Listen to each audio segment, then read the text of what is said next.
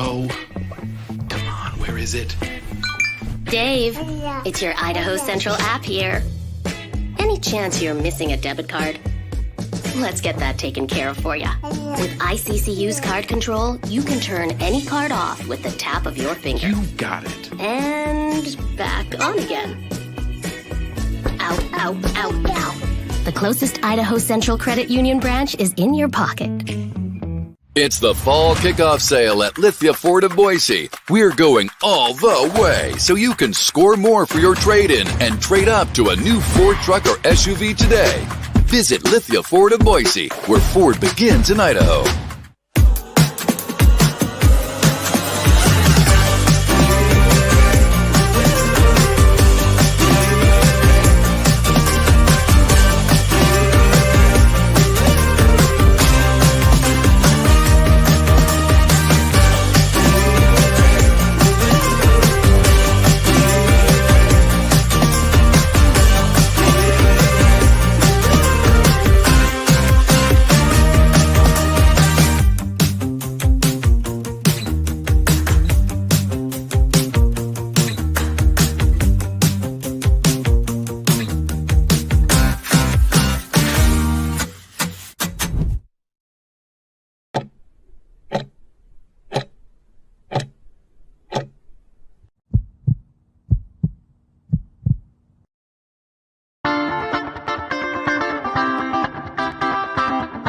It's time for the Riley and Ridge Show, presented by Jackson's on Bronco Nation News.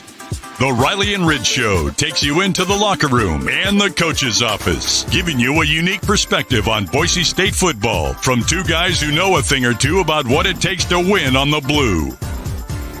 Combined, they have nearly 3 decades of coaching experience, none of which came from Riley Smith. But he played for the Broncos and won 52 games and 2 Mountain West championships during his 6 years. Kent Riddle won 7 conference championships during his 13 years as an assistant coach at Boise State and has 29 years of coaching experience overall.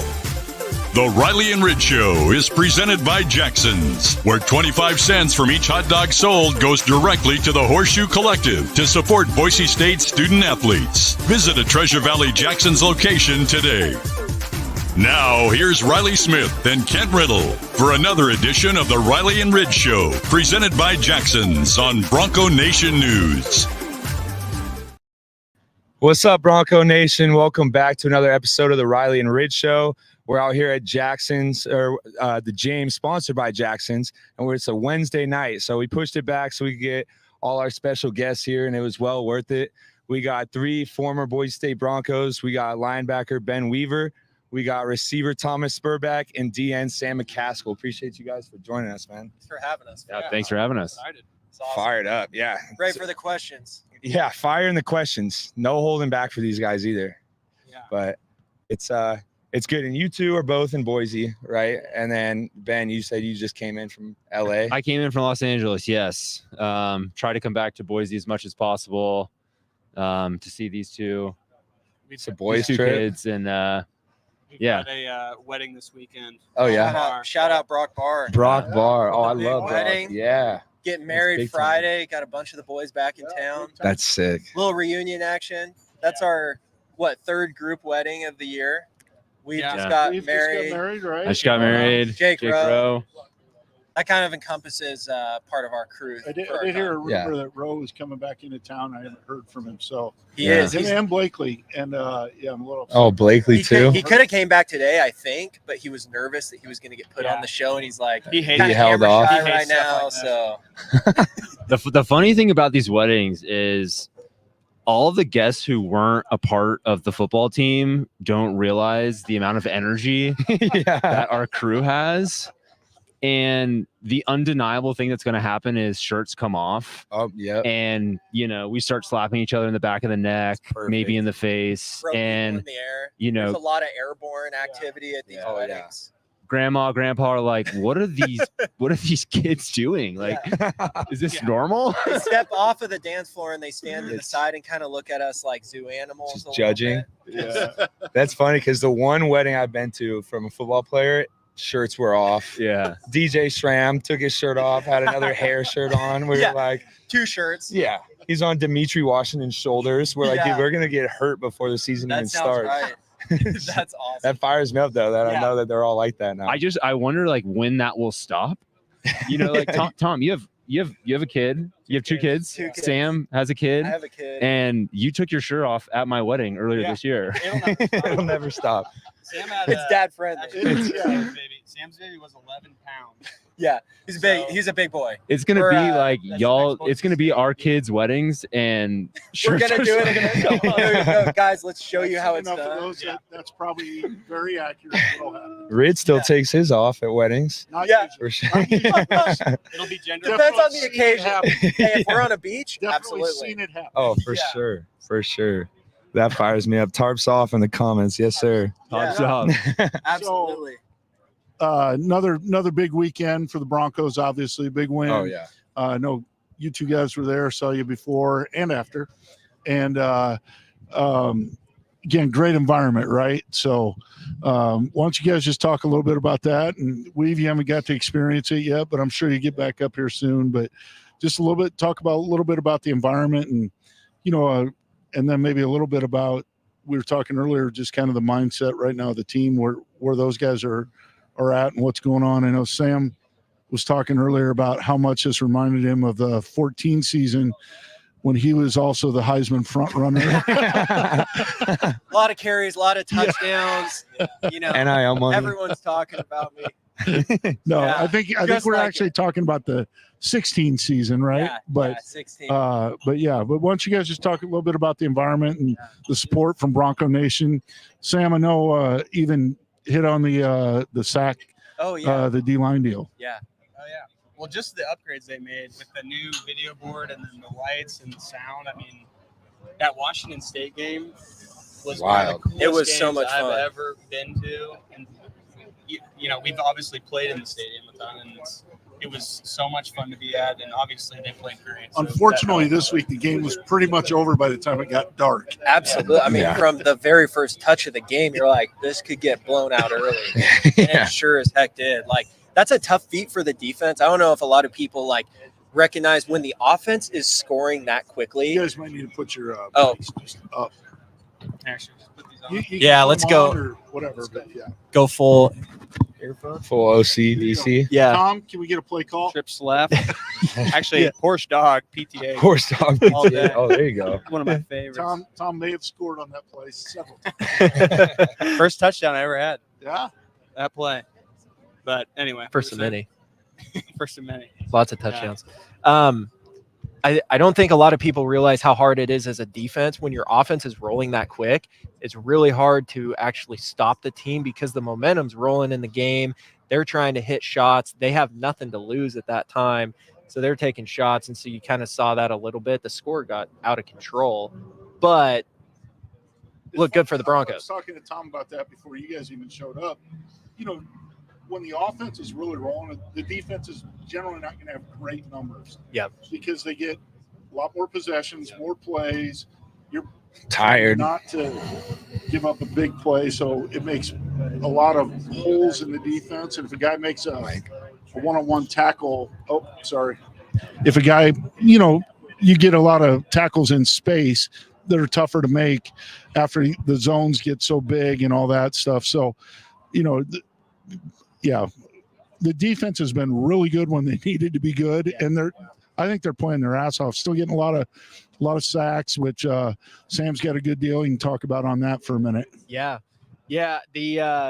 So we started we did a D-line alumni barbecue at the start of the year. So while the guys were still in training in the summer, we had a common meetup spot. We all got together. We had food catered in. And it was really all the alumni who were able to be there. A bunch of the coaches, strength coaches, Spence was there, Lou Major was there, and a bunch of guys who all got together. And then basically everyone that I could track down from text, Facebook, email, got them to it. And we had about 60 guys show up between current D linemen, 20 guys, and then all the former and then the coaches. And so we announced this initiative to be able to do a sack fund that calculated by SAC, but it falls outside of pay for play just because it's paid to every single player in the defensive line room. You know how imperative it is to get sacks. Sacks create turnovers win games. And so me being a defensive lineman, Sacks kill drives, right? Sacks kills drives. Yeah, you start out 2nd and 20. I mean, you're coming back from it. Yeah. And so to be able to have that and have a lot of fun with the defensive linemen and talking with some of the current guys, they're having a blast with it. You know, it's not enough that they're going to make, you know, $100,000 a piece and get sacks that are going to change their life in an NIL deal. But what it does is it's like, it gives you some extra spending money to maybe eat better. Hopefully it's going towards something that's going to help them into a better player and they're not blowing at the ball. But that's what we spent all our just eating better nutrition. Yeah. The increased scholarship checks, it was steak instead of chicken. Yeah. That type of stuff. Yeah. Yeah. Yeah, I discovered avocados when our scholarship. The Chipotle lady was like, "Wow, you guys are rich now, huh?" Yeah. I will take the guac. Yeah. I've seen you come in here twice today. What happened? Yeah, I got 2 sacks. It's no big deal. But yeah, it's been good. We got companies like Sperbeck stepping up, and you know he stepped up. And Didn't get invited to the barbecue, but I certainly got the text. They asked me for my paycheck. He's a donor and a fan of the defensive line. You know, he actually had a really, really good take on it. He said, I think for the receivers, instead of doing like a donation per touchdown or donation per reception, if they drop it, they actually have to pay the alumni a certain amount of money, and there's a buy-in at the start of the season that they got to guarantee. Let's be honest. If we had that for the receivers, that might not be such a great thing. Those guys would be arguing over every ball. They'd be back at the Maddox telling him like, "I was open, you didn't throw it to." Yeah. That's just the nature of Sperbeck or receivers. Never been covered, right, Thomas? Yeah, always open. Yeah, Matty Mills problem now. Pass it on. Exactly. We actually did get a question already though about Thomas's thought after the turnaround catch against Air Force, which that was really kind of your first game, right? Because Matt had really been the guy, and then you came in and we were not playing well that game. Did not start well. We actually came back a little bit, but that play really brought us back and threw him a go ball, and he's looking over the inside, had to turn around, catch it over the other shoulder as he went out of bounds, which now you see in the NFL, you know, every now and then, but like that was the first time I'd seen it. So. That was that's right. Matt Miller got hurt that game. I remember that Air Force game. Nothing could go our way in that first half. I mean, Grant had been playing great all season, and even, you know, he had his slip-ups. I think we had quite a few tip balls, interceptions, stuff like that. I think Jay fumbled a couple times. Jay fumbled, yeah. I mean, it was terrible. But Matt got hurt, and the only reason really I went in is because Troy got hurt the game before. You guys remember that injury? Yeah, I think you need to tell it to the crowd. If Troy, are you okay with that? Yeah, I think he's good. I think everybody knows. Yeah. Anyway, at UConn, someone stepped on Troy, and it ripped open a part of you that you don't want ripped open. And so he was out for Air Force the next week. So when and Matt a few other weeks. Yeah. Sounds like Kurt. He might still Draft all. Yeah. So Never seen a recovery timeline on that. I don't know what's the recommended time, but you got to let it rest for longer than definitely. So yeah, when Matt went down, I was kind of up, and I just ran in. I remember the first play, and Finley threw me the ball on the kind of a deep out route, and we were kind of rolling from there. It wasn't, honestly, thinking of like the game scenario, we were down. I had no clue. I was just heart racing.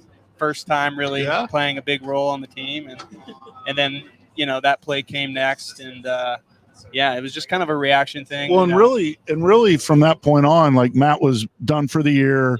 Troy was out at least a month. I mean, it could have been longer than that, but God bless him. Warrior. Yeah, the fact that he came back at all. Yeah, right. Had a big catch in the Fiesta Bowl. You really kind of became the focal point of the offense there, throwing the ball. Jay was clearly the focal point, right? And Jay Mack, who is now tearing up the NFL Absolutely. in year 9. That's awesome. Yeah, I've been following him. Hey, No add it to the stable. I think Genty obviously brings a ton of exposure to the program, but every single running back that we played with through our time is in the NFL. Yeah. Or was. And, you know, Jay had a very, very good Yeah, absolutely. career. It's like you just run through the line. Even Blake Reno wasn't a running back, and he went and played fullback at the Vikings. Like, we've consistently produced running backs. Absolutely. Corey Hall playing running back in the NFL too. Bunch of Again, guys. another guy didn't play down and running back here, but Yeah. oh, and Avery Scotty Williams. Matlock. Yeah. Avery Williams. Scotty Matlock. Yeah, Avery. Absolutely. We got defensive players stepping in and playing running back in the NFL now. Yeah. That's impressive. That's Yeah. So It really is. That's no, crazy. But in all seriousness, like I think about that, like really, that catch and then where that propelled your career, really became the go-to guy throwing the ball, and that was a huge play. And Tom mentioned one of the plays. Like we were always trying to figure out how we could get Tom over the middle, whether it was the dog route or the PTH off it, bend it and take it. Yeah, take it vertical. We had a couple of I think stomp in there a couple times, and a lot of different versions of that. But Climb. yeah, absolutely. Oh, yeah. So it was just fun to watch. But yeah, we can hit more offense in a minute. But since we got a couple defensive guys, like kind of your thoughts just a little bit. You talked about how it is hard to play defense. When the offense is jumping on you so fast, like. To some degree, all you're concerned about is like making them earn it, right? And if they do, that's fine because we're going to score again, and eventually they'll go 3 and out. We'll get a sack. The crowd will force them to jump off sides, whatever. And just talk a little bit about how the atmosphere helps and the nature of playing with a high-powered offense. Yeah, I think one of the really tough things about a team that scores very quick is you're back on the field very quick. No breaks. And there's no breaks. You're not on the sideline. There's no really ability to adapt and make adjustments to even talk about it.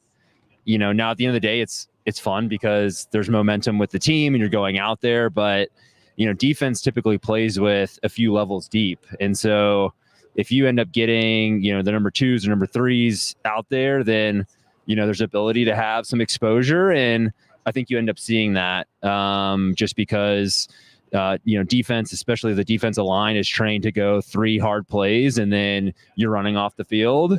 And so if you're, now all of a sudden doing 25 straight plays, offense has scored on 2 separate plays, all the 300-yard shuttles that are in index you do doesn't matter in that sort of mode. Mid-season, entering November, it's like it's a different deal. You need your depth as much as possible. Oh, no doubt. And that's where you see the biggest separation in the big programs who have been established for a long time, and they're getting the second line, the third line all together. And you run into a Boise State where our front line we can go up against anyone with our front line. It's our next guys coming in, and it's a challenge to those guys because you got to prepare every week. Part of it is those guys developing over the course of the year, right? Which they're getting a lot of playing time now since we are up, and maybe it's not perfect yet, but they're getting better every game. And when we get into November, they should be a group we can count on all over the second level of the entire team. Completely. Well, and one of the things that you see a ton in the differences of the first, 4 or 5 games that we've had now, and it's like we see the pressure and the heat that you're bringing on the quarterback and stopping them at the line. And we're able to get to the quarterback. And so Washington State specifically, we weren't beat over the top the way that we were before because we were hunting on the quarterback. I mean, I think we set the single game sack as a team for the entire NCAA this year. Defensive line had 6 sacks in that game. And it's like, that's a testament to that's just money. And that pays. Our fund, by the way, his is retroactive. So it starts on sack 1, but yeah, we'll talk about it later. But we're nearing $1,000 a sack right now, and so as they keep producing, last game it was only 1 sack, and so they'll. But part of that helps the defense too, don't you guys think? In terms of it only being 1 sack last week, because Utah State was obviously very conscious about get the ball out. and I said in the pregame show, like they're going to do some good things. They're a good offense. Yeah. They got that receiver's a big time player. Number one was legit. I mean, that kid's That dude's going to be really a second good. or third round pick, Yeah. if not better. Yeah. So, yeah, I mean, to think that how you force them to play like that, maybe Utah State can handle that and play well offensively. That's not going to be everybody's strength going forward. Yeah. I mean, the game is built for the offense to score touchdowns. Yep. Everything is put against the defense. Holding? Never. Yeah. Yeah. There's basically every rule in the book now is made so that there's a lot of points on the board and it becomes really, really fun. And yeah, for the defense, it's tough. And so I think to your point, Rid, there's always going to be plays, or the offense is always going to make plays. A thing that you have to focus on the defense is create big momentum swings, and you do that with sacks, you do that with turnovers. And I think, as you can see, we're unfortunately very low in the pass game defense, and a reason we've been able to survive and honestly still thrive on the defensive end is because the defensive line is getting sacks, is because we're getting turnovers. And so even though you might be exposed in another area, you find ways to kind of overcome that. I think you do that through those big plays like we've been able to do. Eddie Zapeta said, how many sacks will they have by the end of the year? You guys got predictions? What are we at now? We're at 12.5. I think that there is a caveat to this. It is defensive lineman specific sacks. This is a Not a D-line linebacker. fund. Yeah. We've had some linebackers. We have had a very productive year from defensive back sacks. So it is hard, but it is in essence a D-line sack. I think D-line gets up to 30 sacks this year. 30? 30. What'd you say? That'd be legit. 12 and a half? We're at 12.5. How many games? Yeah. Yeah, we got some time, It's but five. We're at 20 overall, right? Yeah. Something like that? yeah, Is that right? average 40 plus or minus on the team on the year. So D-line's got their hands full, but you keep throwing six sack games Yeah. up there. Well, if the offense keeps scoring and forcing the other team to throw, that's going to Yeah. be a problem. Yep. That's a good Problem. point. Well, Yeah. and if you get them money down way quicker and you keep doing that throughout the game, I mean, it's going to happen. We know their tendencies of when teams are going to pass and everything. So if you can keep them away from those 2nd and 4 and 3rd and 2s, you're going to have those productive sacks. Well, coming. even Ahmed's sack last game came early in the game. Yeah. Yeah. So I think probably just went back to the bench and got re-emphasized to their quarterback, like, get rid of the freaking ball. Yeah. Don't stand back there and hang on to that thing. I mean, coaches would talk about making teams one-dimensional, and you can talk about a pass game one-dimensional also. If you can't sit back there and throw the deep ball and it's all these quick passes, it's basically a run play. Yeah. And that is hugely beneficial to a defense who knows, or a defensive coordinator who knows the type of play calls they can make because the defensive line is getting there. If the quarterback's doing a 5-step. Yeah. Yeah. Did you guys have any sack celebrations back in the day? I've seen some crazy ones recently. Man, all over. When did they? start doing the machine gun. Yeah, you saw that one. Now that's like a penalty. Yeah, Yeah. well, it should. It should be. That Yeah. celebration was a penalty when we That's what I'm played. saying. Yeah, so we didn't get it. It's like, You get to run by and Yeah. do that. well, it's funny. We have a group message and we sent that to Hardy and we were like, what's going on here? And he goes, hand the ball to the ref, celebrate with your team. That's it. It's engraved in Very your by brain. the book, very attorney, well spoken. But You when also- when did that get like Yeah. approved to like celebrate? Because you couldn't do anything. No, A week? nothing. I mean, Is now it just Even like- I got in trouble is it for just spinning the ball. now? Yeah, yes, for, I was like, going to say in the now end zone. everybody I spins the spun ball. it, got a flag, and Matt Lauder spinning it right in front of the ref. Yeah. It's ridiculous. We could do one thing. Basically, you could run over and you could crank the crowd. Yeah. And That's about this though. It's like marketing Yeah, it dollars. is. Yeah. Because those You blow know, up everywhere. Yeah. Yeah, you can do a dance in the end zone now. Yeah. Oh, I yeah. see it all the Dude, time. Every the week. TikTok dances. I would have danced for sure. I'm a There's big for dancer. sure. Yeah. Some type of TikTok dance. Just No, Yeah. that's why we take our shirts off at weddings because there's nothing else to do. Yeah. That's our only party. Our TikTok. We can't dance. I'm not a dancer. I thought you did this. Oh no, that was Jay, huh? I go, Jay, you should start doing that. Yeah. That was a great job. That I thought he was- copied makes you. sense. Yeah. Yeah. I mean, whatever. I thought you wanted to call yourself Thomas the Train. Actually, no. I will. Thomas I the will say Train, one. yeah. Thomas did catch one over the middle as a 6-yard bomb. He stopped, and I think that you shushed the crowd. That would be a good. What? Yeah, you shush the crowd. Oh, that That never for happened. sure. Yeah. Oh, maybe it was Holden. It wasn't me. That was Holden Huff on the Houdini. Oh, Fake- yeah. fake the fumble Oh, on the the fumble. quarterback Yeah. sneak, and he went Oh, in the end yeah. zone. That was a great play. That's That is awesome. a good play. That's an all-time favorite, but you got it. It's once every couple of years when you know what the defense is doing. Have to. It was on the only 4th and time that 1. we got to participate in the offense because they need you to say like fumble or something. Oh, They wiggled the ball down. So they were like, "Hey, everybody needs to say fumble." So we got to stand up and There you go. participate in the offense. It's a big part of the play. Yeah. It doesn't happen without that. Dang. Whole sideline gets involved. Yeah. We everyone's got having another fun. good question from Robbie. Says for you three, if you think back to your playing days, how much do you think the current atmosphere that we've kind I of like built the fact that he wants a percentage on it. yeah, would have helped you? Like if you were to put a hypothetical percentage on it.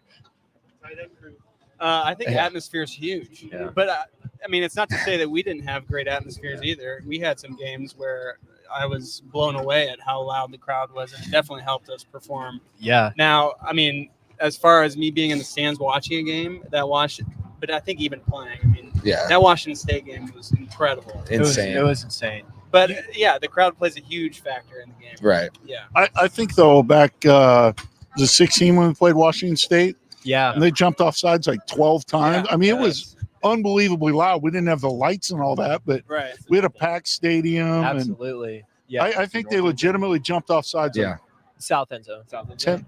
10 or 12 times or something that game. Mike Leach was having a, Yeah. God rest his soul, but he was having like He was a not happy. conniption after the game. Like, His post game interview made that entire win completely worth yeah, it. our team was scared of number 20. They didn't want Yeah, to. that's so funny. I think they think got that your was number it. wrong, Weave. Yeah, I think they meant to say 51, Yeah. but Well, they also probably saw Tanner in that game. I looked over and Tanner was giving us the field call, and I looked over and the play before his helmet came down and hit him in the nose, and he just had blood like He had that dripping down his scar on face. nose for like It never years after recovered. that. He had it all the way into pro day, I think. Yeah, you got him to think too hard; it'd start bleeding. Harry Potter. Yeah. Yeah. I mean, yeah, but the atmosphere it's always been electric, and now it's just been turned up even more. Yeah. And you get especially backed up into the end zones, and everyone's just pounding. Like I don't know, just there's something about it. I think the tough part for us is I think every game we played was like an 8:30 kickoff. Yeah. And so, sometimes the third or fourth quarter, it's 11 o'clock and half the stadium's rolled out. I think that would be the tough part for us. Yeah. It seems like crowds now have been there consistent the full game. And I don't know how much the crowd knows how important that is because, second half is still half of football and, bringing that energy is still critical then. Yeah. Well, and the entertainment factor that we had, like the 2014 season, one game stands out, and we were playing at home against San Diego State. It was 9 degrees. No, 0 degrees at halftime. Zero. It was so cold. It was an 8-something kickoff. We went out for our walk through the morning of the game, and the snowplows pushed all the snow into each of the end zones. And there were people up there who were shoveling the snow off of the metal bleachers to put under. So now they're just sitting on metal ice boxes that have ice under them. And like, we have our families in town. Also, we have the birth of like us being the group of 5 or whatever you would call it at that time of our entrance into a New Year's Six bowl. And so everything's on the line, and we're down like 21 points at half. We did not start fast that game. Oh my God. Despite coming out for warm-ups with no shirts on. Vaseline on our arms. So we did the pre-game, we did that walkthrough with our shirts off too. Yeah. And they showed it like at some point in the during the game. And I have a screenshot on my phone, and it's just Ryan Finley without his shirt on the sideline. It's just pasty white. It just looks freezing cold. Hasn't seen the sun in 6 months. Oh my God. Bad showing. That is a bad showing. Yeah. Oh man. And then we came back and won. But we did. Yeah. Tom was a big part of that. Yeah. Yeah, Tom had a scored going into couple half. plays. That was huge. I remember we were all huddled by those heaters, and Oh, we were yeah. down 21-0, and Grant comes over. He goes, I'm not going to say what he said, but he basically said, get the hell over here and no more heaters Yeah. basically the rest of the time. So I like pretended to walk over and then I went back and kind of warmed my hands. But, We hit a little fake punt, get some momentum going. Santini. Santini. But then we figured out chair was our play on offense. Chair. Like we didn't really have anything going. And then we started hitting chair and just up and down the field. Yeah. And then Tom made a big one on chair. Give him a little thumbs up. And The corner. Ran the flag, hit a had to turn around, catch a ball over the other shoulder on that one. Yeah. But one of the things probably never gets talked about nearly enough, especially because we're offensive guys, but the defense held in there and gave us a chance to come back. Like literally, I think gave up no points after the 21. Yeah. Gave us a chance to kind of find our rhythm and get going. That's the mark of great teams, right? If one side's not clicking, the other side just hangs in there long enough until you can get that stop. Yeah. No doubt. You get like that adversity, right? So it's I think as defense, right, you're always kind of like, all right, let's go do it. Turnover, let's go. And it just takes one side of the ball to start the momentum. Offense does it a lot, thankfully. You guys are typically clicking, but if there's a chance for us to start that momentum, then it's great. Yeah, you guys are always second to us, which I couldn't agree more with. In a kitchen, we're the sous chef. Sous chef for sure. And even that game, it happened to be special teams that got us going. But shout out to Boise State special teams last week. Yeah. Hit the 96-yard kickoff return. Yeah. Those things starting to come together. So score on special teams, you win the game. You win every time. Almost guaranteed. Yeah. What about 2 scores in a game? Yeah, 2 scores in it? Yeah, well, that's a tough one. That hurts. It does hurt. It hurts especially this year. It does hurt this year. Yeah. It'd be crazy, but it's okay. We're in a good spot. We're in a good spot. Quick shout out during the bye week next week. All the some of the Boise State football guys are going to be out at Lithia Ford from 11 to 2, Jaden. So go see all those boys out there. Support them. They'll be over at Lithia Ford. But that brings me to my next question for you guys. If you were playing in this day of age, what would be the company or business that you guys think you would have NIL with or would want to? Maybe Zen or something. Zen would be sick. Jackson's, sponsored by Jackson's here. For the first time, has yet to run out of Zins. They get their straight from Switzerland. I've been in conversation, dealt with some of those conversations. No, get it here. I don't care what our allotment is. That's elite. Give it the Jackson slogan. I was asked this question actually yesterday, so it's top of mind. I would have gone to every restaurant that has food that I enjoy, and I would tell them that I would basically Guy Fieri their restaurant, and I'd say, I'm going to film it. I'm going to talk about it, and I can be in whatever you want, Boise State, my number, and I'm just going to talk about how much I love your food. And I would go to every single restaurant. I would start there, see how the ball gets rolling. I get a lot of free food, I think. That'd be awesome. I'm trying to think of what I liked in college and what I would have. But pie hole? Thinking about it, I would have done anything. Any offer, doesn't matter. Can we define what are the parameters? They send me clothes, I'll wear them. They send me what if Pie Hole gives you a pepperoni pizza sleeve and you have to wear it in a game? No, I'm not doing that. Jake Rowe would do that. But there's somebody that would do it. Jake Rowe's like, I'll eat ranch for a week. That's it. Jake Rowe would go sign autographs at halftime at Pie Hole. Run out the tunnel just the opposite direction. Yeah. You remember this is like back in a day where we could do like a dinner with a booster once a quarter, and then they would have to like take pictures to see what we were eating because spaghetti with meatballs is too much, but just spaghetti is fine. So like now all of a sudden to see the potential here, it's like we were going to Qdoba to see who could wrap the best burrito to get free Qdoba. That's the type of NIL we were doing. Qdoba opened and they had and I think Bo Martin or Tyler Horn won it. Like he wrapped the best burrito because he went there. That's how we were trying to get paid back in the day. It was awesome. When practice ends, we're like, let's practice for the burrito roll because one of us needs to get it to feed the rest of the fam. I'll tell you what. The biggest hack at Qdoba. He'd get the kids burrito, but he'd just keep telling them to add more. So it just ended up being a full-size burrito. Pressure them into it. And then they would have to double wrap it. Now you actually just have 2 tortillas. Yeah. Hustle. That's genius. It was like $3. I will say that there was a time that we had to make a decision. We won the Mountain West Conference Championship. We had just gotten selected that morning to go to the Fiesta Bowl. And we were at 10 Barrel as like 10 of us all together. I remember this, yeah. And somebody nearby who was a fan, they picked up our check. And we're all sitting there. We're like, this is the coolest feeling of all time. But then also we're like, if compliance comes to us, we can't play in the Fiesta Bowl. So we ended up tipping the amount of what our meal was going to be because we were so afraid that compliance was going to come and say, we got you. That was a sting. Academically ineligible. You're out. We're like, Wild. That's insane. Tom wasn't there. I would have walked away. Tom was at the table next to us, and he did just leave. He did. Oh yeah. Yeah, because I got to see from the jump. Like my freshman year, we went to the bowl game, and people were trying to buy us McDonald's, and we all had to say no because same fear. Thought it was a sting operation, and then by the end of it, people are getting paid millions of dollars. Yeah. So it's crazy. Yeah. Crazy how much has changed. Oh, Yeah. But Hey, Sam, probably the best question of the night for you. How do we contact or who do we contact for the SAC program? Ooh, Horseshoe Collective Intern at gmail.com, or go to any of the social for the Horseshoe Collective. We have the link. You can donate. It's an email to them. We're a bit bootstrapped right now. Email your pledge. The invoice will go out at the end of the season. And we welcome everything. 25 cents, $1 a sack. It all helps. So.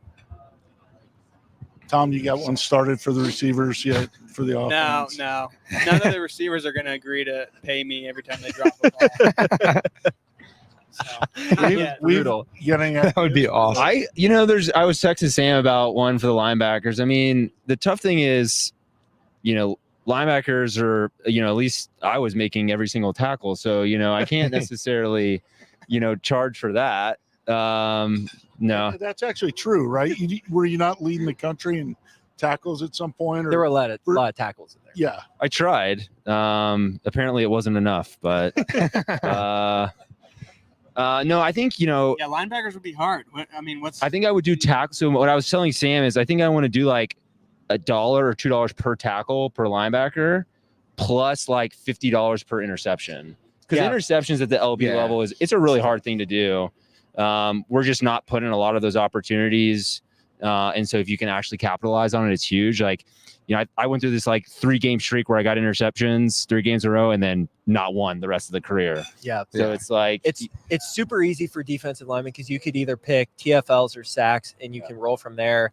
Touchdowns are easy, but you get into offensive line, tight end, and linebackers. And those are really tough because it's like, what are you going to do? Try and go and tally up pancake blocks? It's not like an official stat that goes in. Let's never, ever let somebody try and tally up pancake blocks because they'll be every coach I've ever seen, they're like after the game, like we had 17 pancake blocks. I'm like, where? It was funny. Well, Marcus Henry was talking about doing a fund for the offensive line, and I threw out pancake blocks, and he's like, we don't want to see that. We feel good about the number that we're putting out, but if we have to verify them for $1 amount, because we don't want that recorded. That's kind of my point. It's a great. I think we need to do one for the defense in general, though, because 100%. It's, sacks create opportunities for interceptions because the quarterback gets scared, throws the ball up. If DBs are getting interceptions, he's holding on the ball longer. Yeah. Opportunity for sacks. So maybe we need to do one where it's either 3 and outs. That could be an interesting one. I mean, all of them. Turnovers, score on defense. That should definitely be one. Turnovers would be a great one. Turnovers is great. And honestly, what it needs to turn into, it needs to be a collective for the offense, a collective for the defense, a collective for special teams. And you have your own metrics, and then fans can donate $1. They say, I just want to see touchdowns. I'm a touchdown guy. That's what I'm doing. Yeah. I want to see takeaways. Or for us who get into the weeds, we're like, the root of any turnover, it happens from great coverage, BPUs, holding onto the ball, pressure, sack, whatever it is. And it's like, if you could have a format where you can pick the exact metric that you want to donate on, and it's like, it's not one size fits all on sacks. It's here's your options and you pick what you really like. That calculates in, and then it's distributed to the entire defense. Well, when you get that up and running, we've already got somebody ready to do field goals. Okay, there we go. We need field goals. Yeah, that would be legit. Especially we're not getting many field goals right now because the offense is too damn good in the red zone. It's crazy. I think they're. He had a couple good ones last game. He did. Yeah, he did. Yeah. But I think they're like 21 out of 24 touchdowns and 23 out of 24 scores in the red zone. And the 23rd, 24th one was really kind of a screwed up deal. And you remember we used to bitch about these same things, but they ended up losing a red zone scoring opportunity because they took a knee at the end of the game. Oh, that's bad. Which we used to have that, or we'd lose yards rushing because you take knees and those kind of things. But the NFL, I think, just counts those as like team rush yards or whatever. Yeah, there's a sacks count against rush yards. Oh yeah. Yeah. So tough deal. But anyway, the red zone, I think, and BJ, I'm sure you're watching, but it is a factor in every game. Yes, turnovers, red zone, third downs. But I think Boise State's really dominating. Turnovers, obviously, they're just not turning the ball over. Yeah. And then red zone with that kind of efficiency on offense, tough to match on defense. Our defense is doing a great job in the red zone, at least holding them to a field goal, but getting out sometimes with no scores. And then third downs, I think on both sides have been huge. Yeah. Hey, what about a plug for the tight ends with Louder? I mean, he's been a consistent target for any sort of counter off of them, plugging up the hole for Genty, and Louder's picking up some good games with No doubt. He's doing a phenomenal job. And it all starts with blocking, right? Because most of the plays he's getting are come out of some play action stuff. Yeah. Two tight when they're ends running the ball so well, and he's doing a great job running afterwards. I did see Jay Tust asked if he was the best run after catch guy the tight ends have ever had here. And somebody pointed out to Jay that you must not have been covering Boise State that long. But Riley was a hell of a guy. Tyneal. But Jake Rowe for sure. Jake Rowe. I think about Jake, like one of the plays I always think about him against Colorado State, getting us down. Didn't quite get it in. But did a hell of a job getting it down there.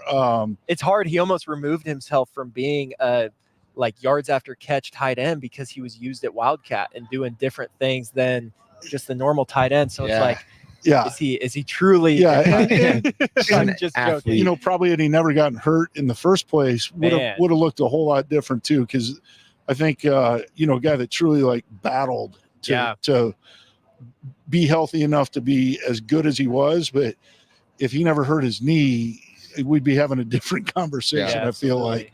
Well, I feel like even when he was balling out at that time, I think he had a full-on like Don Joy. Arm. The elbow. That's not easy to carry a ball. Not at all. No, and then I'll go way back. A couple people pointed out, but Jeb Putzier is really hard to track as that. Like he had 19 touchdown catches, I think, his senior year. Wow. You guys will appreciate this, but we were going goes in a middle read route. The first 3 plays of the game against, I think it was Central Michigan in the 9-11 postponed game. So we played at the end of the year, and Jeb needed 1 touchdown to set the record for tight ends. I believe. But anyway, the first 3 plays of the game, we're going to throw deep.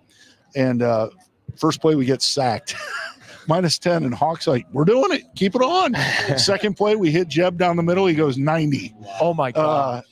You know what? I take that back. That was not the Central Michigan. I think that was against San Jose, like the game before. But that's awesome. So 2-play drive instead of a 1-play drive. But it's a good staple. But Jeb, trust me, we did not throw the ball 90. Yeah. Now, in the other side of it, though, Jeb was not a tight end until his 5th year. So there's a little bit of a caveat in there too. So, but we've had some good ones. It's awesome to see Louder freaking killing it. But all out. I think the part most people don't see is how well and Riley, you can talk about this, but how well that dude's blocking that creates the opportunities that he's getting in the pass game. Yeah, because Matt's a dog. When he came in, he was like tough dude from Gainesville, Florida, like just meathead. Or San Diego. Wherever he claims he's a chameleon. He doesn't care. But he came in, he just wanted to hit people. And it was cool to see because like in the tight end room at the time, like we had a good offense to where we were like learning how to run routes all the time. And it was like, that was kind of building up. And then he came in and he was just wanting to destroy everyone. Like, and that's when like cutting, cause we used to be able to cut, and then they took it out and Matt was like even better. He's like, I just want to hit people. I want to go base on base. Like, It's just like the tight end room in a nutshell. That is yeah, funny. it literally is. And Yeah. so he was a great addition. And then like his maturity in the last 3 years has been insane. Like he came in, just wild kid, and then he's just been dialed in, and like seeing him in the run game is huge. Like it started San Diego State last year when Ashton had that crazy touchdown, and you just watch the whole line of scrimmage move like 10 yards, and it's like that kind of started it for him, and he's just been running with it. So it seems like a lot of our tight end success has come on play action this year. Oh yeah. How much, like as tight end specialists, how much of that y'all assign to teams focusing on the run, right? When you got a team focusing on how do we stop this, how do we stop this all-star running back in Genty, it opens up a lot of this play action pass opportunity. And most teams don't have a dynamic tight end, and so if you do, it's a weapon that many people aren't prepared for. Well, something both of you guys can talk about, but just how hard is that when they're really good at this and we got to be focused on this? Oh, but those guys are really good too, and that's a problem. And it is different, right? Because we've had some really good backs here, and you guys have played against them in practice, and you know how that is. But I mean, we might have the best guy in college football. Not might. I mean, right now at this point, he probably is the best guy in college football, right? So that's a whole different dynamic. But talk about some of the guys you played against and how, the offenses in general that you played against. Well, and you get some of those. What comes out of that? I know we've hounded sacks quite a bit, but when you're tying in as a defensive end and you're now getting chip blocked on a stutter step that you're already going for on a play action because you're run first, pass second, unless if it's a blitz and the DC just dials it in perfectly, that very rarely ever happens. And so when you're playing a heavy run team, play action pass, it's like looking at Air Force. You have to carry out your read, because if you miss it, now they bust it for 90. And if you try and play the pass, they're probably going to run it on you. And so it's like any of those mismatches that they create, then they make it so much harder for you to be able to generate that. And so you give your tight end, you get a back slipping out of the backfield when everyone's scrambling on play action. Absolutely, it slows you down. Yeah, I mean, I think we played I think it was like Jamal Williams at BYU. Oh, yeah. I mean, that guy, it was not fun tackling that guy at all. And I think at the same time, they had the quarterback too. Taysom Hill. Yeah, Taysom Hill. And that was like an incredible 1-2 punch who, Taysom Hill can also be a running back. Terrifying. Plus he can throw, I think that was a really tough battle. But I think just to distill down the question even more, Air Force is a really great example of you focus on the run, and then all of a sudden they score a freaking 75-yard pass touchdown because everyone's eyes are staring at the running back and the quarterback. And so, I think it is a really tough thing, because if you're getting just freaking beat up left and right in one area of the game, it's an easy way to just get distracted and miss on something else. Yeah. Well, it's funny because now I'm getting a little bit older, so I read some of the different articles as we're approaching game week or something like that. So I'm aging myself a little bit. But one of the articles that I was reading was Utah State's coach talking about just Genty as an individual and trying to key on an individual like that. And they practice those fits. They practice the stretch off tackle and getting the guys in the right position. Every single score that he has, there's guys in the right position. They can't figure out how to get him down. So when you're keying on somebody so much, you can't spend the same amount of attention on a Louder slipping out or a Cam Camper going down the middle, like whatever that's going to look like. It makes the entire offense so well. And that was the coolest thing with them removing Ashton in the second half, because you forced a lot of guys who we're going to need at some point in the season. Absolutely. And so them being able to spread the ball around and see some of these receivers step up, you see, two really quality backs step up, with Gaines going down. It's like, this is a polished team that we've got depth now. Yeah, absolutely. I think about it back to like the kind of 14, 15, 16, some of the plays we were talking about with Tom earlier, like the middle of the field was generally open because the linebackers, it's not like they could take off and go, or we're handing the ball to Jay or J-Mac, and they're ripping off 7 yards a carry, which is slow death. Yeah. right? Or, they step up and they kind of hang in there, and, the quarterback does a great job with his eyes and the whole line with the fake and protection and all that. And all of a sudden there's Tom right behind him, and people are like, why didn't they cover him? Well, they're worried about more than one thing, right? And then add in that Grant can run. Yeah, no doubt. Absolutely. That's a whole nother factor. Absolutely. That was the big deal. I think a lot of people didn't see Grant as the runner that he was. And, playing against him in practice and preseason, and then seeing him put up the numbers that he did as a runner, like there were times where if concussion protocol or big hits were kind of what as game was big that? as they were, when his helmet came off. His helmet popped off, and he went out for like one play. Yeah. We were watching him. We were like, we can all stand behind that as our quarterback. He was that was at home, right? Yeah, it was at home. Was it Colorado State? I can't remember. I think it might have been Colorado State. We'll have to get Grant on here and find out. But there's something about to like a quarterback taking a 60-yard run like he would do.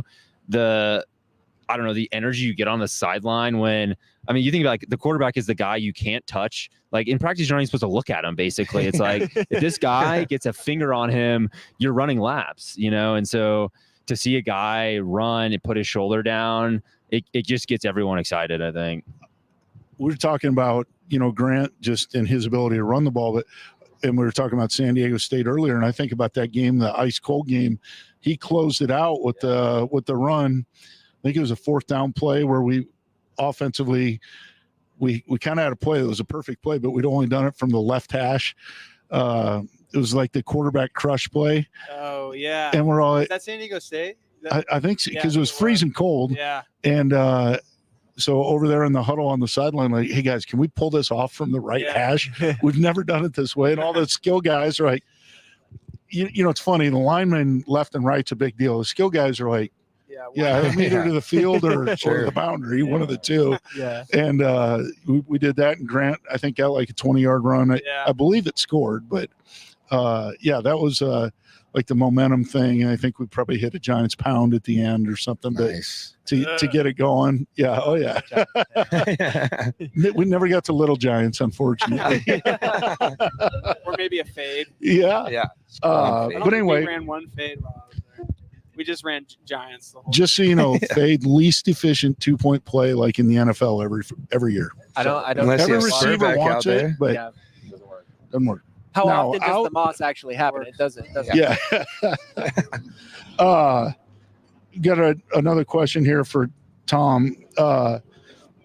And really all you guys should weigh in on this. And I feel like this is BJ that sent this in under some assumed name. This is a BJ question.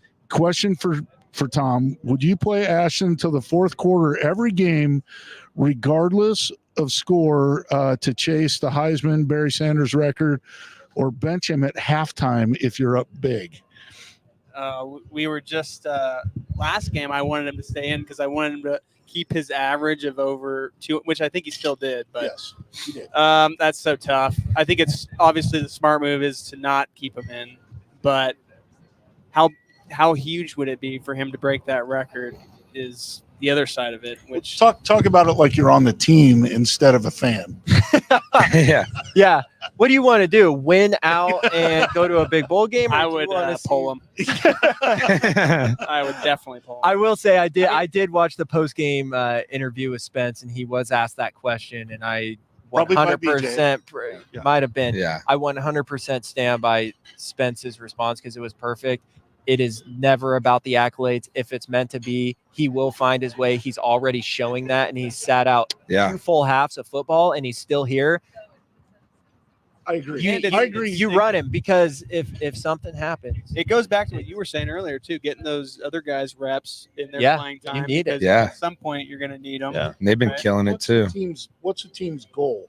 Win the Mountain West Championship and a bowl game with academic class, integrity, and academic excellence. Yeah, there you go. Yeah, absolutely. That's still the goal. Yes, But still even- the goal. Yeah. But even just week to week, the goal is to go 1-0. Right? Yeah, of course. And I think that's something that, okay, well, at some point, this game, like, we're going to win this game, yeah, right? So now it becomes the focus of how do we go 1-0 next week? Yeah. Well, keeping that guy healthy and fresh not even just healthy, but fresh when he can get some extra rest. Yeah. I mean, I haven't been to practice every day over here by any means. But I'm guessing he's not getting a ton of work. I think back to like yellow jersey. Like you guys remember in 14, Jay, and even after that with J Mac and Alexander, and I mean those guys, you don't touch. They take a beating on game day. So if you can lessen that and then still help them manage it during the week, I mean over the course of the year, that's something special. But you guys know, like Jay really practiced on Thursdays. Yep. I mean, I think back to he was probably the more extreme, but he really practiced on Thursdays, and then we get his knee deal done on Thursday right after practice and do nothing until game day. Yeah. And he showed up on game day and was pretty freaking good. Yeah. No kidding. Yeah. I mean, I think the only time that I think would be in question is the last game of the season.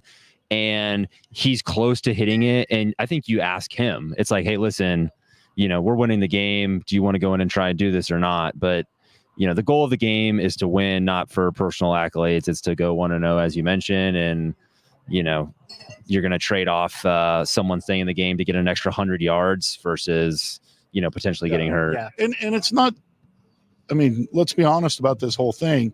It's not just about Ashton this year. Yeah, I mean, this is about his entire career. Yeah. So let's do the right thing as coaches.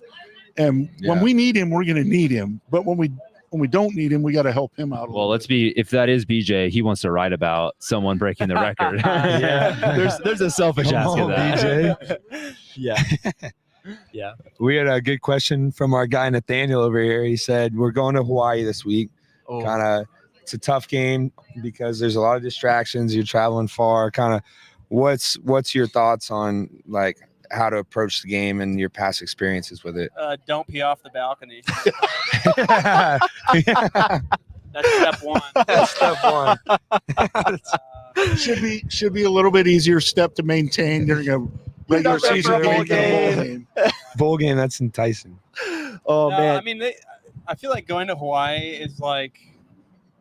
I mean, I don't want to say it's just another road game because the travels is long and it's hard. And I think we typically got a little more time to kind of do our own thing and walk around. But for the most part, it's like trip to Pearl Harbor. Yeah, that's right. Trip to Pearl Harbor. Pearl Harbor. But I mean, for the most part, like that stuff's really fun and it's cool to see. But I always felt like I couldn't ever enjoy it as much as I would have liked to, just because you have this thing kind of weighing over your shoulder. Yeah, like, definitely. We still gotta take care of business and why we came here. And so it was never really I felt like it was never really a problem for us traveling to Hawaii aside from that bowl game.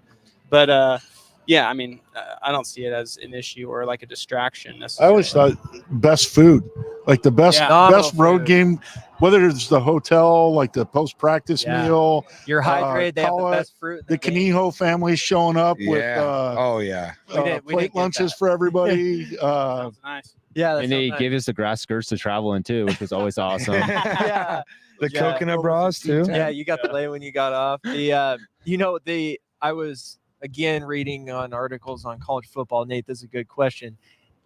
Reading going into the Alabama Vanderbilt game, and the first headline that I saw on Monday was, as soon as they were done with the Georgia game and the big monumental win, they had like either mouse traps or rat traps put on throughout the entire facility. And they were like, this is a trap game. You're coming off a big win. You're going to Vanderbilt. It's not going to feel, like you're in this. This is a trap game. And then even them saying that and showing the players that way, they still walked in and got upset by Vanderbilt. And so you look at it, it's like every single game, it's 100%. I know Spence always says it. It's opponents are nameless and faceless. It's all about you. You got to figure out how you're going to win, because at the end of the day, teams in this position, they beat themselves first before another team beats them. And I think that's what they're driving into them really nicely at the program, is like they're showing them 100%. They're like, don't look at accolades. That's the other thing that they're probably driving into them is, yes, Heisman talk is going to happen. All these things are going. We're still 1-0. We're still only preparation, right? Yeah. That's where everything else comes from. Yeah. It's not the pregame speech on game day. Yeah. It started Sunday. Like, are you getting your mind right? we used to practice on Sundays. They're not now, but is your mind right to prepare for this week? Yep. So we can be successful every day, which would make us successful on game day. Well, and the perfect example was 2014. We had 2 losses going into midway of the season.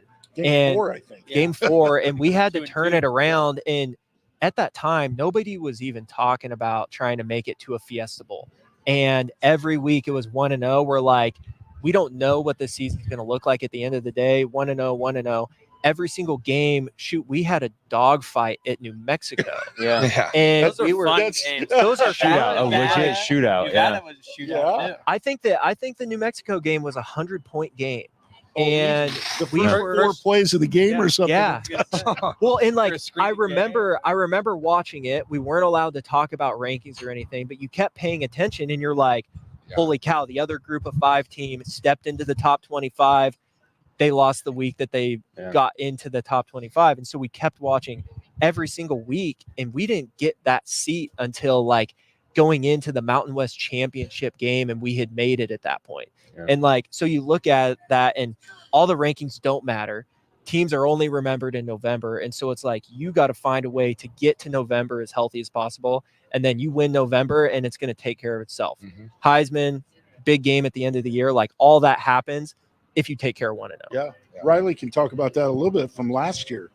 Coming out as the Mountain West champions, there was a point where that was not a very likely outcome, right? Yeah. But you guys continued to believe in yourselves and just take it one game at a time and let it take care of itself. Yeah, because after the Fresno loss, it was a 0.01% chance of us to even make it to the championship game, and we ended up blowing it out.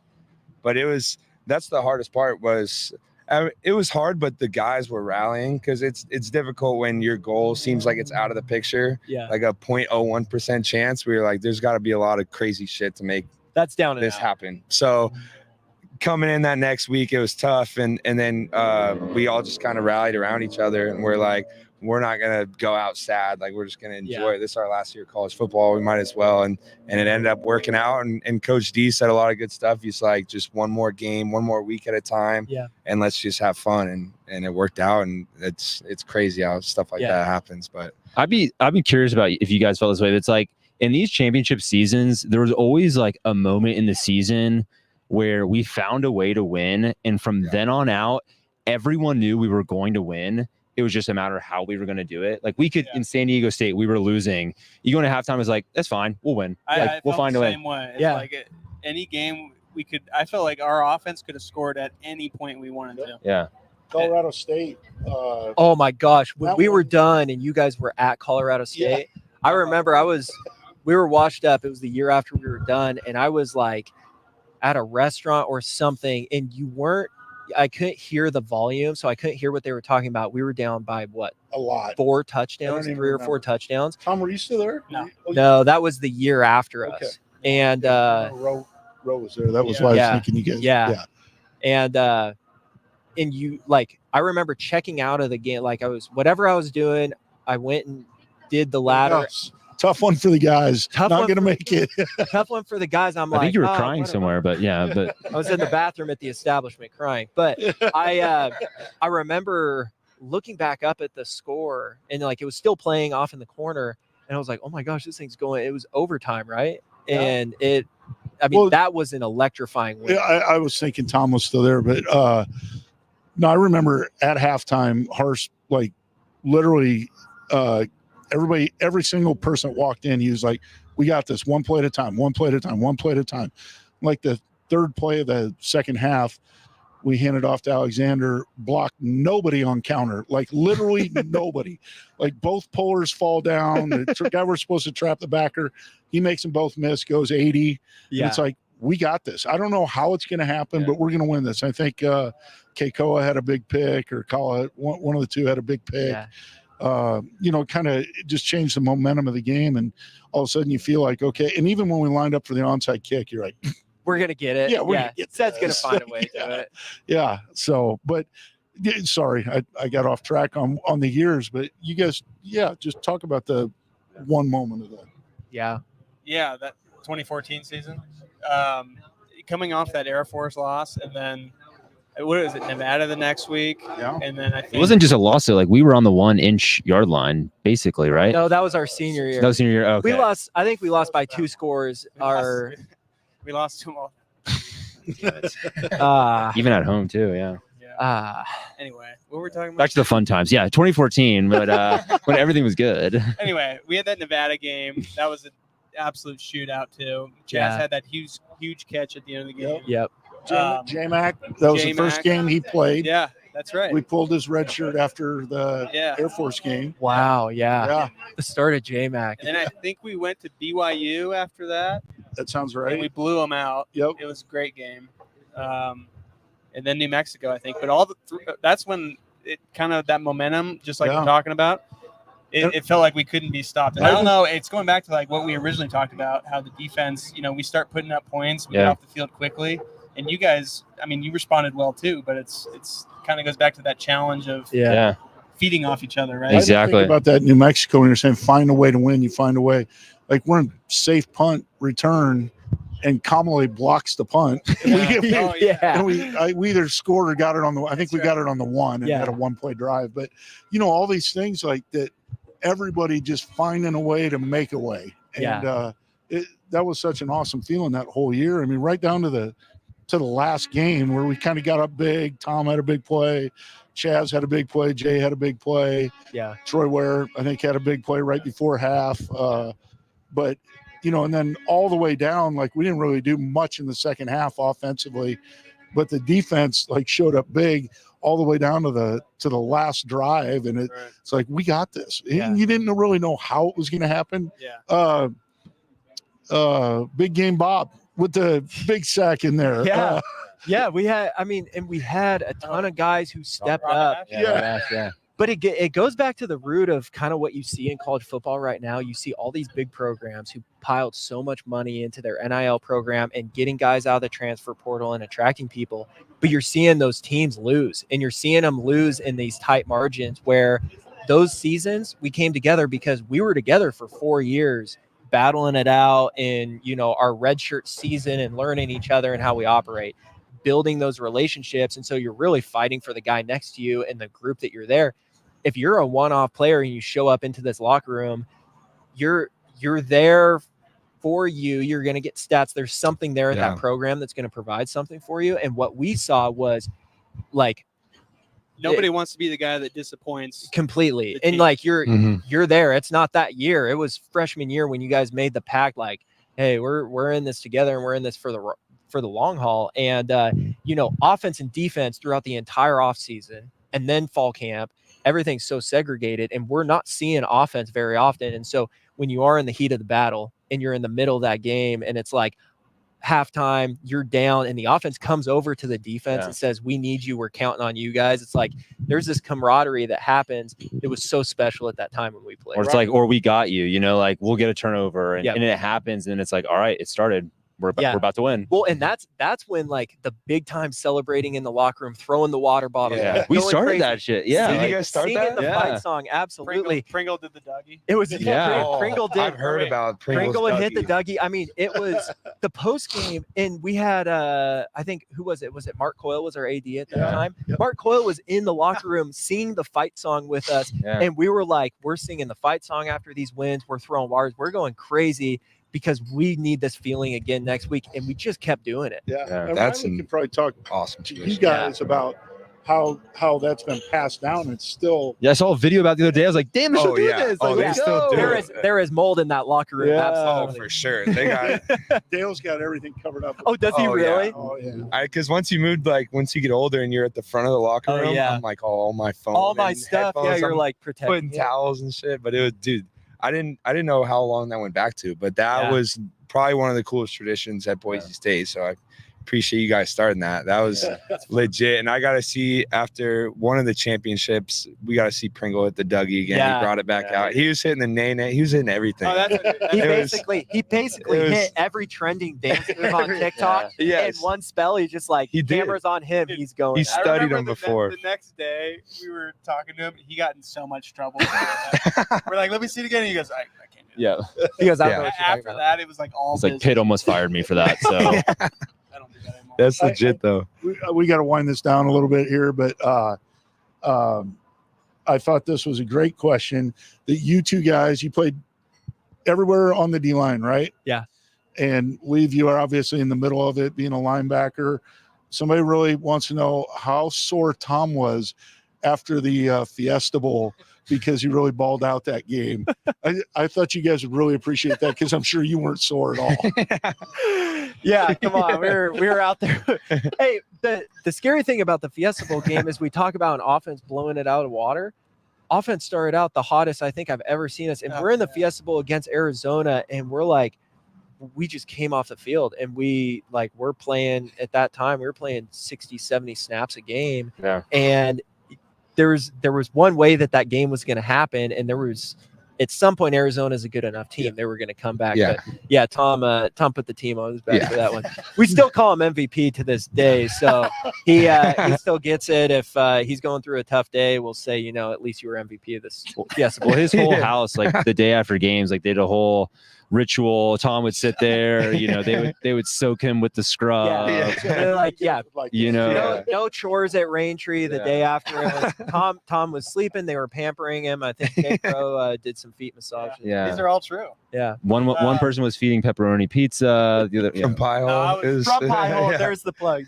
Pie Hole was the fuel of the Broncos. Never too late for an NIL deal, Tom. Yeah. There isn't. NIL deal. But yeah, I was sore. Yeah. Yeah. I cracked my rib going into halftime. Yes, you did. It sucked.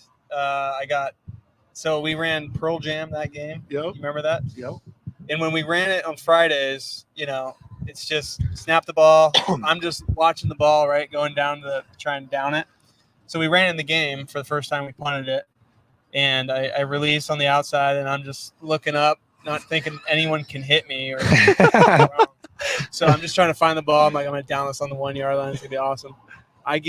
Next thing I know, I'm just on the ground. And this guy's standing over me, cussing me out. And I'm like, I got the chopper on you. And so there was like a couple of those where I just, it was brutal. And then to wake up to someone yelling at you is terrible. But yeah, I was very sore. But it was worth it. It was fun. It's worth it. No doubt. Oh, that's brutal. That's awesome. Well, one question we also like to talk about, just kind of take us through what you guys are doing now that you've kind of been removed from football for a little bit, and how you've used kind of the stuff you've learned at Boise State to take into your job every day now. We got a couple more hours. I work in construction, so I work for Joseph J. Albanese. Yeah, buddy. Yeah, that's right. We do site structural concrete, but I'm a project executive there. And probably one of the biggest things, all three of us were captains our senior year. So, and for me personally, that wasn't like a comfortable position for me, is to lead people verbally rather than just with my actions. So I think, on a day-to-day basis, I'm constantly kind of managing people and being put in those uncomfortable situations from football has helped me with the situations I'm in now with my work and my career. Yeah. Yeah, and absolutely, like the adversity that you battle, the coming in as a freshman, starting at the bottom of the map, finding your way, finding injury, getting these down spells. I've been in commercial real estate for 6 years now, and I've seen the market go up and down and sideways and everything. And so I'm now the seasoned vet in real estate that I was on the field, and you're able to slow the game down and be able to see things happening at a slower pace, even though things are happening at rapid speed. And so being able to create the game out of what you're doing for your profession, staying active, staying on top of it. It's like, everything that we learned in football, the separations in the preparation, it's like stay hungry and humble. It's don't peak too soon. Everything that you do is the exact same thing. You basically take the notes that Pete and Hartz gave us in the team meetings, and you apply them to what you're doing right now. Yep. And you find mentorships the way that you find mentors in the locker room. And then your boss or your mentors at the company are your coaches in the program. It's like everything's synonymous. And for me, a real estate deal is like prepping for a game. It's like, I know the property. I know everything about it. I know how it's going to go. And it's showing it on game day and presenting it to the right people. That's how you have to look at it. But they're all synonymous. Yeah. Awesome. Yeah, I mean, the lessons you learn in football are directly applicable to life in everyday situations. I'm a private equity investor in venture capital, so really early stage businesses. And, what you're doing every single day is adapting to change. It's preparation for, whatever new opportunity you're looking in. It's understanding organizational structure and hiring. It's understanding if someone quits or someone gets injured, how do you replace that talent so that you can keep going on your scheme? It's understanding kind of that next man up strategy. It's creating mismatch opportunities so that you can beat your opponent. I mean, this is all, you could talk about war strategy is kind of very similar. And so, it's all directly applicable. And those are all kind of, I would say, practical examples. You go into the intangibles like grit, discipline, hard work, tenacity. I think all three of us, when your back's up against the wall and there's a way that you're going to find a way to win, that sort of mindset of, okay, I've got adversity, but I know I'll find a way, and you're willing to push through. I mean, that's just every day at work. Yeah. And the really one of the most beautiful things about sports and football is the iterative feedback. So you go up and you get your ass beat on a play. Like you get your ass beat, but you get to get up the next play and go do it again. The business world's a little bit different, right? You're not putting someone on the ground necessarily, but you get to for the most part, figuratively. Yeah, depends on what profession you're in. But you get to learn from these experiences. Breck is. But you get to learn from these experiences, and you get to test new techniques, new fundamentals, new approaches, and I think a lot of our conversation, as we've gone out of school, is actually about these things. We're all in different areas of life, but kind of the consistent thread that we talk about is really about these common themes of how we're attacking our days every single day. Yeah. How we're preparing, what our approach is, what we're thinking about, kind of all these different strategies. So I think, as Sam mentioned, we could probably talk a whole 2 hours about those things. Whole another episode. Yeah. Well, the other thing That's too awesome. is, I mean, you also Season episode. That would right. be Just professional. But the also, I mean, one of the other things that I learned a ton is I was born and raised in the same area, knew the same people through like my whole childhood. Getting into the locker room, I mean, it's one big melting pot, and you're meeting and making friends with all these people from different places and learning how to interact with everybody. And that's really how it changes into the business world, where our life was consumed with football and school and hanging out with each other, and now you're switching your topic. So now you have to be a scholar at whatever you're going to be carrying on that conversation. And so it's like, we can't just talk about ball all the time. It's like you have to be multi-dimensional. Yeah. And so learning that as the melting pot of the locker room, it translates into the business world. So the better you are at being able to communicate and get to know your players in the locker room, you can get out in the community and you can connect with every single person that you in our community. It's small enough, you can find a similarity with everybody for sure. here. So that's awesome. Yeah. Appreciate you guys. Thank you guys for letting us come on. Dude, cool. thank you guys. Nice Appreciate keep you it rolling. Oh, of course. We've got one other thing here. I thought that was a good comment, so we should just check on this. But somebody back here was wanting to check on Riley's family back there in Florida and how they're doing. Family and friends, obviously, prayers for the whole population down there. But luckily, we're north enough to where it's raining, but not the flooding. I did hear Jacksonville's getting a little flooding. Yeah, it's getting there. I mean, we're kind of used to it. We grew up in it, so it's like hurricanes, no school. That was our snow days back then. So, but this one's obviously a lot different. So it definitely prayers up to everyone praying back for all there. the people there. I know, absolutely, we got some Broncos down there in Florida. Antoine Murray's down there in Tampa, sure. where it's hitting. Tampa area is tough. Hopefully a future guest there, Antoine. So, just making sure that we got everybody taken care of. Definitely. Good to hear that the Smith family is good. Appreciate you, Christopher, checking in. Yeah. But other than that, just final thoughts about Broncos in the season. You guys go ahead. Genty for Heisman. Yeah, buddy. It's easy, right? Yeah. No, I'm excited. I was gonna ask, but I don't know if we have enough time. But we got plenty of time. As much as you want. Okay. I was no just cap. gonna ask you guys, looking at the remaining schedule, who are you guys most concerned about? What game do you think like a trap game or just The only game is the next game, and we're. I know. I knew you were going to say it. Straight out. I mean, the clear one's UNLV, right? Like they're a good team this year. They had, they lost this past game, but we've got a bye after Hawaii, right? It's a setup. I mean, those are the very really tough similarly ones. we were talking about this earlier. 2016, we came off of a big BYU win, beat Taysom Hill at home, went into a bye week, ranked number 13, walked into a very good Wyoming with Josh Allen and lost in an upset game. And that's what happens in this conference. Like there was a lot of teams who are right there and ready to play. And everyone's looking to beat Boise. Yeah. That's the It's the issue championship too. game. Yeah. I'm from That's a great Oregon, point. so obviously the game I got Thanksgiving circled, Oregon State at home. I'm hoping House divided. I'm hoping for the only team that both of us have lost to at that time is Oregon, and it's a big showdown on the blue 10 a.m. Fired up for that one, but every game's been awesome. Like Portland State at home was electric. I mean, I've had so much fun at the home games and tuned in watching the away games.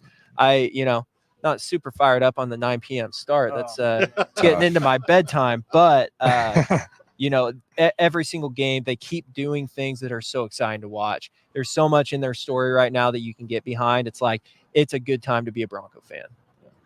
Yeah, I would kind of second Sam's. Like you're gonna get obviously the coach talk for me, but every game's a concern, right? Yeah. And it starts, we talked about earlier, but it starts with your preparation, Sunday, Monday, whatever. And if guys stay focused on that, they're obviously a good enough team to win every game. But if they get distracted and start looking sideways and, caring about the things that don't really matter and the things you can't control, that's where things get off track. And but if you had to pick one, well, Hawaii, because it's up next. After that, I'll reconsider. Anytime you start thinking too far ahead, you stop thinking about the now. We're not on fan talk. I'm surprised how much those guys think about. They know all about you. They've watched install tapes with you guys. Oh all that stuff. They know all about you. So I don't know. I walked in there today and they're like, "Who the hell is this kid? Why is he in our facility?" Did you go today? Yeah, Oh, no. I should get that look when I walk around there, and I haven't been out that long. Riley probably same. Freshman. Yeah, Chopped Who is liver, this man. You're it's out. crazy. In and I was like, they're gonna someone's gonna kick me out of here, maybe. Yeah. Dale will cuff you up. He's been waiting. Dale was cool. Dale was cool. Dale and Brett, Dale's get on you. Yeah. Oh, Nobody loves to see the former players come back more than Dale Dale. loves Right? it. Yes. Oh man, Dale's. While you're there, it's a little bit harder on you. Yeah. But when you come back, He's the most welcoming figure. He is. He is. Yeah. Best. Yeah. I feel like Madsen's been balling out too. We didn't really talk about him much, Yeah. but Absolutely. Yeah. I feel like he's like this underdog sort of, For sure. player on the offense because Ashton's just getting so much airtime.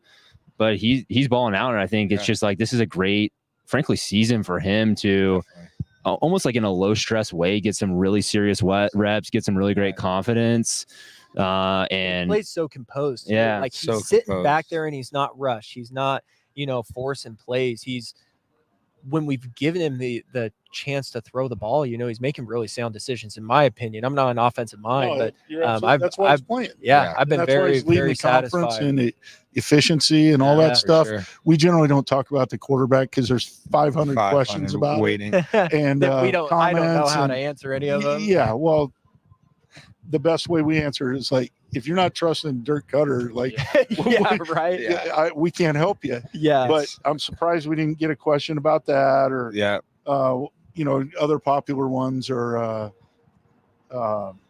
maybe what's maybe finish on a favorite moment in the whole time. Yeah, that'd be good. Well, I was thinking of that, but it's so easy to say the Fiesta Bowl. All right, well, non-Fiesta Bowl favorite moment. Favorite moment. I mean, I think I can go. Oh, you know what was a really cool moment was for me was our senior year when we played BYU at home. Yeah. And we won off that blocked. David Moa blocked the field goal. Because we had lost at BYU both games too. we've never. Yeah, our class Well, has never no. won at BYU. Oh, at BYU. Yeah. But this was at home. I know. Yeah. Oh, okay. And Anyway, no, And cut. That was our senior year. We had a lot of momentum that game. I don't know. I just always remember watching from the sideline thinking I was on a knee. I was just like, something's got to go our way right here. And sure enough, Moa showed up. And then they tried to throw a Hail Mary the next play, and we almost didn't. Which break? Chaz tried to get a pick, or Chance tried to get a pick. Yeah. Try to up his stats. Yeah, he's stat chasing. Up in the air. Anyway, Jeez. that was one of my favorite moments, was that game. Outside of the Fiesta Bowl. Yes. I thought a cool one too was like Pete coming back when we played UW. That was and it was also another like they missed the field goal for us to win. Yeah. But just like I think just like obviously emotional game. We were all recruited by Pete, so yeah. That was a big one. For that one to come back and obviously play on the blue and win by as little margin as it was. Back when Ryan Finley was Yeah. QB1. Yeah. Yeah. That's right. My favorite moment was when Tommy Stewart went in and T. Stu called the audible. Audible it. When he came in for Finley? Yeah. Oh, yeah. Don't worry, fellas. I got this. Well, that one actually was, the game was still tight at that point. When we were way up and he checked quarterback sneak versus Bear front. Yeah. First bear front. That is a legendary Studini moment. Studini. I think my favorite Studini moment was when Finley got hurt and everyone's in the huddle against Idaho State, and we're like, damn, like, that's it. Like, he's clearly broken. And Tommy comes in, the most fired up I've ever seen him. He goes, what? Hey, he's out. I'm in. I'm the starting quarterback. We're going down the field. We're scoring. It was just like, okay. And he did. He did. And then absolutely. But I've never Then we took him out at halftime, put Rip it in, and he never went in again. Shout out our fourth captain, Rip. Yeah. Yeah. Not here. Absolutely. What's he doing? He's not doing much these days. Huh? He's just like kind He's on the of Vikings. I'm kidding. Yeah. Well, he hasn't played a whole bunch right now. Oh, yeah. No, I don't know. His He's still preseason playing looked good. Preseason was awesome. I I was looking at the captain's board in the locker room today, and it was us three, and I was like, oh man, none of us made it, and every person around us was still in the NFL. I was like, damn. Yeah, you were like, who was it after us? It was Sid, Leighton. Layton. I was like, dang. And me and DJ aren't, so we're with you guys.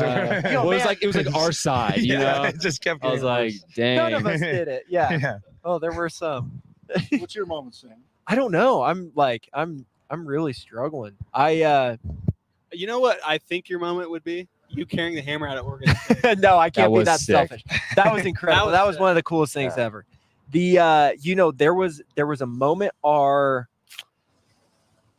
redshirt freshman year, Tom's true freshman year, and the summer workouts. And at that time, I mean, we had some dudes returning. We had a stacked team.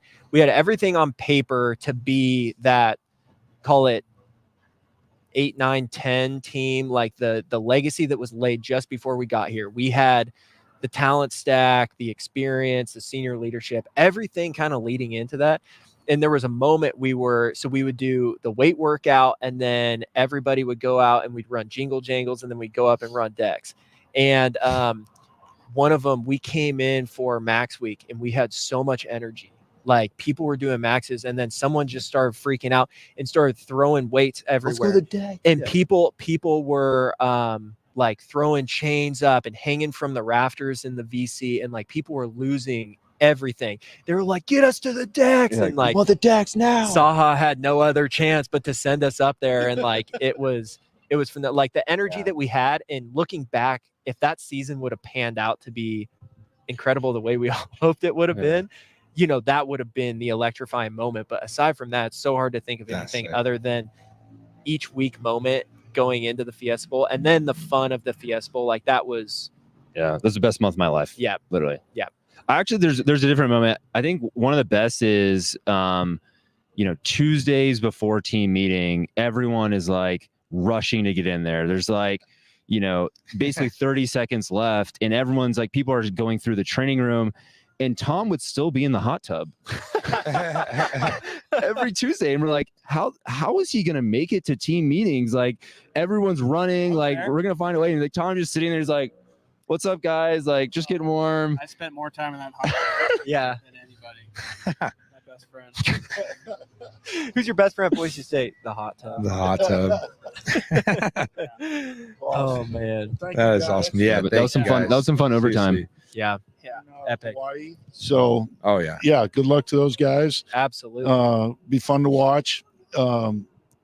People won't be bitching this week if they take Ashton out at halftime Yeah. and they're way ahead and everybody can go to bed. Yeah. Right. That's a So great- nobody Sam can make his about bedtime. it. Nobody Yeah, else complain exactly. about it. So, but thank you guys for Yeah. coming on. Absolutely. It's always awesome to get back and get together, reconnect.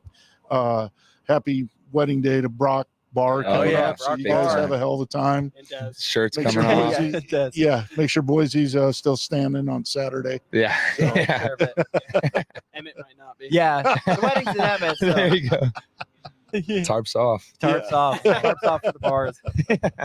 Awesome. Thanks, Appreciate fellas. you guys. Yeah, Yes, thanks sir. for Go having us. Broncos.